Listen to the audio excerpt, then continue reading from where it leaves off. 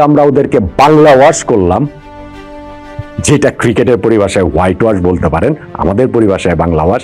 সেইটার সিগনিফিকেন্স অনেক দিক থেকেই অনেক বেশি। কেন বেশি সেই আলোচনা করব। এই যে বাংলা ওয়াশ করলাম, সেই কীর্তিটা বাংলাদেশ ক্রিকেটের এসেছে কার হাত ধরে, কার নেতৃত্বে? জাকের আলীর নেতৃত্বে। তাহলে 4 মাস পরে যে টি-20 ওয়ার্ল্ড কাপ বাংলাদেশ খেলবে, সেইখানটাতে জাকের আলী অনেককেই ক্যাপ্টেন করা হোক, এমন দাবি তো আপনি তুলতেই পারেন। ভারপ্রাপ্ত ক্যাপ্টেন হিসেবেই তিনি যখন এইরকম একটা সাফল্য দলকে নেতৃত্ব দিয়েছেন, ভারমুক্ত হয়ে যদি তিনি ক্যাপ্টেন্সিটা করতে পারেন, তাহলে বাংলাদেশ ক্রিকেট অন্য আরেকটা উচ্চতায় উঠে যাবে। অমন আশাবাদও আপনি করতেই পারেন। তবে সেই ভাবনাটা বড্ড বেশি সরলীকরণ হয়ে যায়। সেই ভাবনায় যে ফাঁকফোকরের জায়গাগুলো রয়েছে, তা হচ্ছে জাকের আলী অনেকের ব্যাটিং পারফরমেন্স। যাচ্ছে তাই জঘন্য। এশিয়া কাপে যা হয়েছে, এই আফগানিস্তানের বিপক্ষে সিরিজটা তো তার চেয়ে খুব আলাদা কিছু কি হলো। ক্যাপ্টেন্সির হিসাব বাদ দেন, ভারপ্রাপ্ত ক্যাপ্টেনের হিসাব বাদ দেন, লিটন দাসের অফিসিয়াল ডেপুটির হিসাবও বাদ দেন, একজন প্লেয়ার হিসেবে একাদশের কথাও বাদ দেন, স্কোয়াডেই কি জায়গাটা তিনি আসলে ডিজার্ভ করেন? এই পরপর 2টা সিরিজে জাকের আলী অনেক যেরকম খেললেন, লোয়ার মিডল অর্ডারে তিনি ব্যর্থ হয়েছেন, মিডল অর্ডারে প্রপার তিনি ব্যর্থ হয়েছেন। এখন তাহলে যদি জাকের আলীকে খেলাতে হয়, টপ অর্ডারে খেলাবেন, ওপেনার হিসেবে, নাম্বার 3 হিসেবে? তা নইলে তাকে নিয়ে বাংলাদেশ ক্রিকেট সামনে এগুবেটা কিভাবে? এই পারফরমেন্সের পরও যদি জাকের আলীকে নিয়ে বাংলাদেশ ক্রিকেট এগোতে চায়, সেইটা আমাদের ক্রিকেটের যে খুবই পুয়ার স্ট্যান্ডার্ড, ওইটাকেই শো করবে। সেইটা শো করবে আমাদের ক্রিকেটে নেপোটিজমটা যে কোন জায়গায় রয়েছে সেইটাকেই। এরপরেও যদি জাকের আলী অনেককে টিমে রাখা হয়, একাদশে রাখা হয়, আর লিটন দাসের অনুপস্থিতিতে জাকের আলী ক্যাপ্টেন্সি করবেন, এরকম একটা জায়গায় যদি রাখা হয়, তাহলে তো কিছু বলারই নেই। দেখেন, এশিয়া কাপ থেকেই হচ্ছে গিয়ে এই ঘটনাটা ঘটা শুরু করেছে। যাচ্ছে তাই তার পারফরমেন্স। ওই এশিয়া কাপে তাও তিনি 6 নম্বর 7 নম্বরে ব্যাটিং করেছেন। এর আগে জুলিয়ান উডের কাছে গিয়ে ব্যাটিং প্র্যাকটিস করে মানে উচ্ছ্বসিত প্রশংসা উডের মুখে, তার মুখে ছক্কার নহর বইয়ে দিবেন। ঘটনা যেটা ঘটেছে, এশিয়া কাপের 6 ম্যাচ খেলে করেছেন মাত্র 71 রান, কোনো ম্যাচে একটা ছক্কাও মারতে পারেন নাই। টোটাল এই 6টা ম্যাচে তিনি 4ই মেরেছিলেন, মাত্র 5টা। সো প্রত্যেকটা স্ট্যাটিক খুবই খুবই অ্যালার্মিং। স্ট্রাইক রেটও ছিল কত, 107 মনে হয়। সো এই জাকের আলী অনেক আসলে টিমে প্লেয়ার হিসেবেই তো জায়গাটা ধরে রাখা ডিজার্ভ করেন না। ওয়ারেজ তিনি তাকে আসলে ক্যাপ্টেন করে দেওয়া হলো। এশিয়া কাপের 2টা ম্যাচে ভারপ্রাপ্ত ছিলেন, আর এই সিরিজটাতে আফগানিস্তানের বিপক্ষে যখন তিনি লিটন দাস খেলতে পারছেন না, তখন তাকে পুরোপুরি ক্যাপ্টেন করে দেয়া হলো।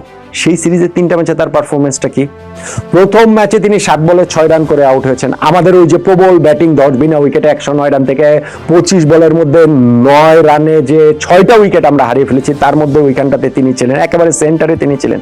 সেকেন্ড ম্যাচটাতে মনদের ভালো করছিলেন, এই খারাপ ফর্ম থেকে বেরিয়ে আসার একটা ইঙ্গিত দিয়েছিলেন। তবে 25 বলে 32 রান করার পরে ওই যে ক্র্যাম্প হলে, ক্র্যাম্পের পরে প্রথম বলেই তিনি আউট হয়ে যাবেন।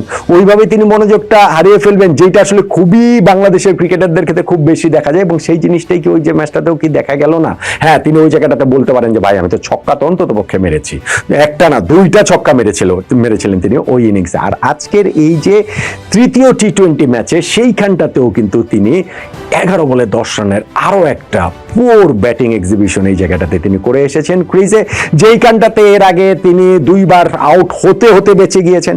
একবার আম্পায়ার তাকে আউট দেয়নি, ডিআরএস নিয়েছে আফগানিস্তান, দেখা গেছে বল লেগ স্ট্যাম্পের বাইরে পিচ করেছে, এবং সেইটাতে তিনি ওই যে ইয়াহু করে যে শটটা মারতে গিয়েছেন লেগ সাইডে, কোনো অর্থ নাই। ঠিক তার 1 বল পরে সেম শট মারতে গিয়ে এইবার আম্পায়ার আউট দিয়েছেন, ওই সেম শট খেলতে গিয়ে সেম ভাবে তিনি মিস করেছেন রাশিদ খানের বলে। কিন্তু ডিআরএস নিয়ে এবারও দেখা গেল লেগ স্ট্যাম্পের একটু বাইরে বল পিচ করেছে, বেঁচে গিয়েছেন। কিন্তু মুজিবের ওই বলটাতে আর বাঁচতে পারেনি। এবার অফ স্ট্যাম্পের বাইরে ওই মিড উইকেট দিয়ে তিনি মারার চেষ্টা করেছেন, বলের লাইন মিস করেছেন, এবং এইবার তিনি এলবিডব্লিউ হয়ে আউট হয়ে গিয়েছেন। তাহলে ভাই, একটা ব্যাটসম্যান 11টা বল খেলে 10টা রান করলে 11 বলের মধ্যে 3টা বলের ঘটনাই এরকম, তার ব্যাটিং এর অবস্থাটা কি সেটা বোঝা যায়? এবং এই আফগানিস্তানের বিপক্ষে সিরিজের 3টা ম্যাচে তিনি নাম্বার 4-এ ব্যাটিং করেছেন, এবং নাম্বার 4-এ ব্যাটিং করে 3 ম্যাচ মিলিয়ে তিনি করেছেন 48 রান। তো 3 ম্যাচে 48 রান করেছেন, ছক্কা মেরেছেন ওই যে 2টা, 4 মেরেছেন মাত্র 4টা। এইরকম নাম্বার 4 ব্যাটসম্যান পৃথিবীর কোন দলে রয়েছে? এখন নাম্বার 4-এ তাকে এখানে খেলাতে হয়েছে, লিটন দাস নেই, এইখানটাতে তিনি দায়িত্ব নিয়েছেন, উপরে উঠে সে খেলেছেন, সফল তো হননি। আবার 5-6-এ খেলেছেন এশিয়া কাপে, সফল তো হননি। এই এশিয়া কাপ এবং টি20 আফগানিস্তানের বিপক্ষে সিরিজ, এই যে 6+3 9টা ম্যাচ মিলিয়ে তার ব্যাট থেকে রান এসেছে মাত্র 119। তার এই সময়টাতে 9 ম্যাচ মিলিয়ে 2টা ছক্কা, 9টা মাত্র 4 মেরেছেন। স্ট্রাইক রেটও হচ্ছে গিয়ে 110-এর নিচে, 109 এরকম। তাহলে এই পারফরমেন্সের পর একটা প্লেয়ার যদি এরপরও টিমের জায়গা ধরে রাখে, 1-2টা ম্যাচ ধরে না ভাই, 9টা ম্যাচ, তারপরেও তিনি জায়গা ধরে রাখলে, যেটা আমি বলছি যে বাংলাদেশ ক্রিকেটের পুর স্ট্যান্ডার্ডটাকে যেমন শো করবে, এবং তাকে যদি ওরকম বাংলাদেশের টি20 ওয়ার্ল্ড কাপ ঘিরে ওইখানটাতেও লিটনরা যদি কোনো কারণে আনঅ্যাভেলেবেল থাকেন, খেলতে না পারেন, ইনজুরিতে পড়ে যান, অসুস্থ হন, কোনো কারণে আনঅ্যাভেলেবেল থাকলে সেইখানে জাকের আলী আমাদের টিমকে নেতৃত্ব দেবেন, এই ভাবনাটাও যদি ক্রিকেট বোর্ড বা আমাদের টিম ম্যানেজমেন্ট ভেবে থাকে, সেটাও আসলে খুবই খুবই পুয়ার। এবং ওই জায়গাটা তো আমি বলছিলাম না, নেপোটিজম। আপনি আমাকে ওই যে আগে একটা ভিডিওতে এই প্রশ্নটা করেছিলাম, সেই প্রশ্নটার এবারে এক্সটেনশনও দিতে চাই। শুধু যদি একটু বলেন যে বাংলাদেশ ক্রিকেট টিমে জাকের আলী অনেকের যেই পারফরমেন্স, এই সেম পারফরমেন্সই রয়েছে এই Asia cup plus Afghanistan series. এখন নেক্সট সিরিজটাতে তিনি কি স্কোয়াডে থাকতেন, তিনি কি একাদশে থাকতেন যদি জাতীয় ক্রিকেট দলের কোচিং সেটআপে মোহাম্মদ সালাউদ্দিন না থাকতেন? প্রশ্নই ওঠে না। জাকের আলী অনেক কি সেই ক্ষেত্রে আমাদের টি20 ওয়ার্ল্ড কাপ ভাবনায় লিটন দাসের ডেপুটি হতেন, লিটন দাসের অনুপস্থিতিতে তিনি ক্যাপ্টেন্সি করতেন, এরকম জায়গাটাতে তিনি থাকতেন? প্রশ্নই ওঠে না। কিন্তু বাংলাদেশ ক্রিকেটে এগুলাই হয়, এগুলাই হচ্ছে। এত কিছু হওয়ার পর আপনি দেখবেন, হয় ওয়ানডে সিরিজের একটা ম্যাচ তিনি ভালো খেলে ফেলবেন, হয় ডোমেস্টিকে কোথাও একটু তিনি ভালো খেলবেন, তাহলে গিয়ে আমাদের আবার মনে হবে যে না, নেক্সট সিরিজের একটা ম্যাচে একটা একটুখানি ভালো খেললেন, আমাদের মনে হবে যে না না না ঠিক আছে, তার উপরে আবার আস্থা রাখা যায়, আবার ভরসা রাখা যায়। তাকে টিমে যে কোনো জায়গায় ফিট ইন করতে হবে, সেটা 5 নম্বরে হোক, 6 নম্বরে হোক, 7 নম্বরে হোক, ওই অথবা হচ্ছে গিয়ে 4 নম্বরেও যদি হয়, যে কোনো জায়গাতে আসলে তাকে ফিট ইন করতে হবে, তাকে আসলে খেলাতেই হবে, এইটার কোনো বিকল্প নেই। বাংলাদেশ ক্রিকেটটা আসলে যে কতটা পুয়ার স্ট্যান্ডার্ড, কতটা দুর্বল জায়গায় আমরা আছি, সেইটা প্রবাবলি এই জাকের আলীর একটা কেস স্টাডি দিয়ে আরো ভালোভাবে বোঝা যায়। ডেফিনেটলি তার ক্রেডিট রয়েছে। আফগানিস্তানকে হারানো আমাদের ক্রিকেট ইতিহাসে টি20 ফরম্যাটেই দ্বিপাক্ষীয় সিরিজের সবচেয়ে বড় সাফল্যগুলোর একটা।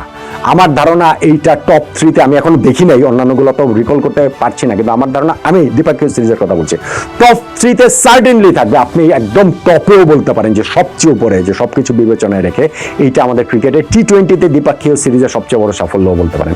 সেইখানটাতে ক্যাপ্টেন জাকের আলী অনেকের তার ওই ডিউ ক্রেডিটটা রয়েছে, কিন্তু ক্যাপ্টেনের যদি 11-এর জায়গাটাই যদি প্রশ্নবিদ্ধ হয়, তাহলে যখন নিয়মিত ক্যাপ্টেন ফিরবেন, মানে তো ভারপ্রাপ্ত ক্যাপ্টেন, সেই ক্ষেত্রে তাকে নিয়ে কি আসলে বাংলাদেশ ক্রিকেট এগুবে কিনা, এইটা কিন্তু একটা অনেক অনেক অনেক বড় প্রশ্ন। সেই প্রশ্নের উত্তরটা মোহাম্মদ সালাউদ্দিনের কোচিং স্টাফে উপস্থিতির কারণে, ওই প্রশ্নের উত্তরটা বোধহয় আপনিও জানেন, আমিও জানি, আমরা সবাই জানি, এবং তাতেই বাংলাদেশ ক্রিকেটের স্ট্যান্ডার্ডটাও আসলে আমরা সবাই আসলে বুঝতে পারবো, নয় কি?